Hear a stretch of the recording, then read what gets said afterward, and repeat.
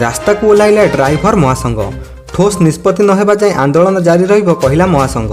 सूचना जहाँ रोचे 10 दफा दाबी नहीं राज्य ड्राइवर महासंघ पक्षर स्टेरिंग छाड़ आंदोलन डाकरा दि जाइए। सारा राज्य में जोरदार प्रतिवाद देखा मिलूँ। ब्लॉक पंचायत ठारू आरंभ कर राजरास्ता सबुठ ड्राइवर मैंने एकाठी हो प्रतिवाद चलाई। अधिकांश स्थान में चालक मैंने शोभा कर विक्षोभ प्रदर्शन करते।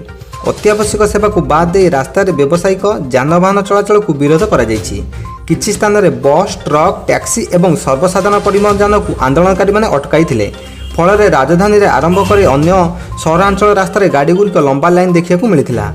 बहु समय धरी रास्ता जाम स्थिति उपजिला। यातायात में बाधा जो पुलिस घटनास्थल पहुंची आंदोलनकारी को बुझासुझा करने पर स्थिति स्वाभाविक होता।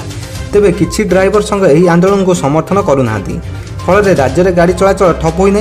बहु स्थान में आज स्वाभाविक भाव में गाड़ी चलाचल जारी रही। राज्य ड्राइवर महासंघ सभापति गुप्तेश्वर महाती कहते यही आंदोलन आगक तीव्र हो चालक मान परिवार राजरास्ता को ओह्लाइबे। जेपर्यंत दाबी पूरण नहीं सरकार कौन ठोस निष्पत्ति नहीं ना से पर्यंत आंदोलन जारी रपटे वाणिज्य और परिवहन मंत्री टुकुनी साहू कहते महासंघर दाबी को नहीं मुख्यमंत्री सकारात्मक भाव चिंता करुँच। विभाग पक्षर उच्चस्तरीय कमिटी गठन कर ड्राइवर संघ जो दाबी रखी आलोचना नियाजिबो। आंदोलन जो साधारण लोके हैरान हरकत होउछंती धर्मघट न करने से कहते। सेहीपरि परिवहन विभाग प्रमुख सचिव उषा पाड़ी कहते ड्राइवर एकाधिक संघ रही गोटे संघ आंदोलन को ओह्लाई आमे तांको दाबी नहीं आलोचना करने प्रस्तुत अच्छु। आलोचना माध्यम सब समस्या समाधान हेबो। आंदोलन जो यात्रा हैरान होउछंती मेडिकल सेवा व्याघात सृष्टि होउछि बोली से सूचना देइछंती।